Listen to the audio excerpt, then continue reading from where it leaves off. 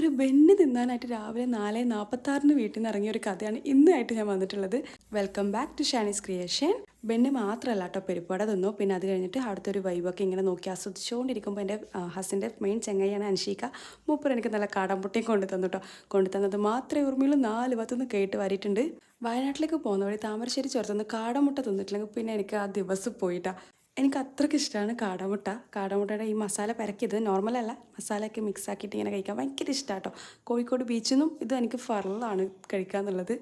നോർമലായിട്ട് ചായ ഒന്നും കുടിക്കാത്ത ആളാണ് ഞാൻ. ചായ കോഫി ഇങ്ങനത്തെ സാധനമൊന്നും കുടിക്കാത്ത ആളാണ്. പക്ഷേ ഇവിടുന്ന് ഒരു കോഫി അതും നിർബന്ധമാണ് കേട്ടോ. ആ ഒരു വൈബിലിരുന്നിട്ട് കോഫിയും ചായയൊക്കെ, ചായ അല്ല കോഫി കുടിക്കാൻ ഭയങ്കര രസമാണ്. പിന്നെ എൻ്റെ മോൾക്ക് കുറച്ച് കോഫി കൊടുത്തു. പക്ഷെ പൊള്ളിപ്പോയി.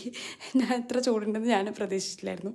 പിന്നെ ഈ ഒരു ഐറ്റം തിന്നാനാണ് ഞാൻ വയനാട്ടിലേക്ക് പോയത്. കണ്ണൂർ ടു വയനാട് പോയത് കേട്ടോ. നല്ല ക്രീമി ജ്യൂസി ആയിട്ടുള്ള ബട്ടർ പെൻ. ശരിക്കും പറഞ്ഞാൽ ഞാൻ വിചാരിച്ചു പോയത് എന്തായാലും അതിന് വേർത്തായി.